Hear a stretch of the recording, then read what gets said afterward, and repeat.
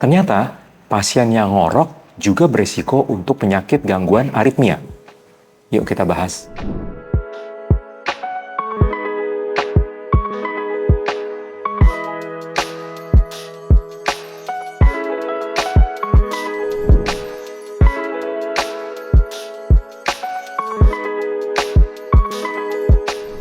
Jadi sebenarnya ngorok itu adalah bahasa awam. Tetapi kalau istilah kedokteran kita kenal dengan namanya sleep apnea, di mana seseorang kualitas tidurnya tidak baik sehingga pasien mengalami ngorok pada waktu lagi tidur. Dan kalau kita amati, ketika pasien atau seseorang itu tidur ngorok, ada episode-episode di mana beliau berhenti bernafas, ya, atau tiba-tiba berhenti bernafas yang kita kenal dengan nama ya tadi sleep apnea. Sleep apnea atau pasien dengan ngorok ini terbukti merupakan salah satu faktor resiko untuk penyakit gangguan irama, terutama gangguan irama atrial fibrilasi.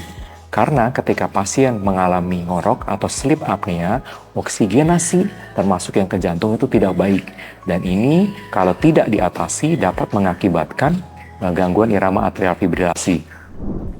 Kalau seseorang mengalami tidur ngorok sampai mengganggu kehidupan sehari-hari, ketika dia merasa dia tidur nyenyak, tetapi ketika bangun merasa sangat lelah, sangat capek, dalam hal ini harus ke dokter untuk memperbaiki kualitas tidurnya supaya jangan sampai terkena gangguan irama jantung, terutama atrial fibrilasi. Tidak ada penelitian yang menunjukkan seberapa lama sleep apnea atau ngorok ini baru bisa menyebabkan gangguan irama jantung. Tetapi sekali lagi, sleep apnea atau pasien ngorok bukan satu-satunya faktor resiko. Jadi ada faktor resiko yang lainnya. Obat ataupun terapi katarak ablasi hanya salah satu manajemen. Tetapi selain itu, pasien juga harus memperbaiki gaya hidup, kualitas hidup, mengatasi darah tingginya, mengurangi berat badannya, memperbaiki diabetesnya, berhenti merokok, dan banyak hal lain untuk mengobati atrial fibrilasi secara keseluruhan. Ada beberapa dokter yang bisa memperbaiki gangguan tidur atau sleep apnea ini. Salah satunya adalah dokter THT atau dokter paru, atau kita juga bisa langsung dokter yang menangani spesialis khusus kualitas tidur. Kualitas tidur yang tidak baik atau sleep apnea atau pasien yang ngorok bisa menyebabkan gangguan irama, terutama atrial fibrilasi. Gangguan irama ini sebenarnya tidak berbahaya, artinya tidak menyebabkan kematian jantung mendadak atau pasien serangan jantung. Tetapi kalau sampai terjadi atrial fibrilasi, seperti kita ketahui, maka resiko untuk kejadian stroke maka meningkat 5 kali sampai 6 kali lipat lebih tinggi dibandingkan dengan pasien yang tanpa gangguan irama. Atrial fibrilasi sama seperti penyakit-penyakitnya ada stadium awal sampai dengan stadium lanjut. Kalau masih dalam stadium awal, maka kemungkinan untuk sembuh masih sangat tinggi dengan obat atau terapi kateter ablasi.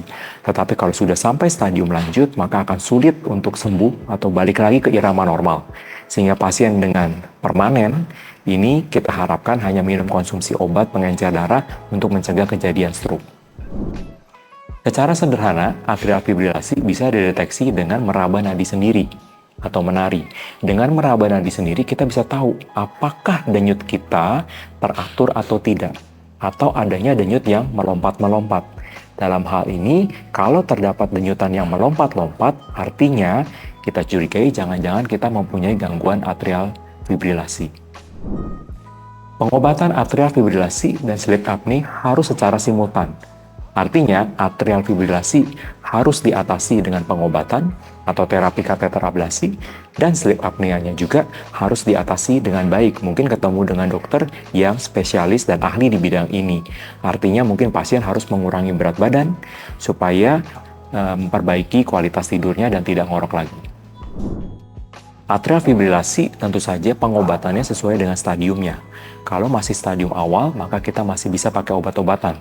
Kalau obat tidak bisa atau masih kumat atau pasien sensitif dengan obat-obatan sehingga menyebabkan tekanan darah turun, pasien menjadi pusing, maka ada alternatif untuk terapi lain, yaitu berupa kateter ablasi.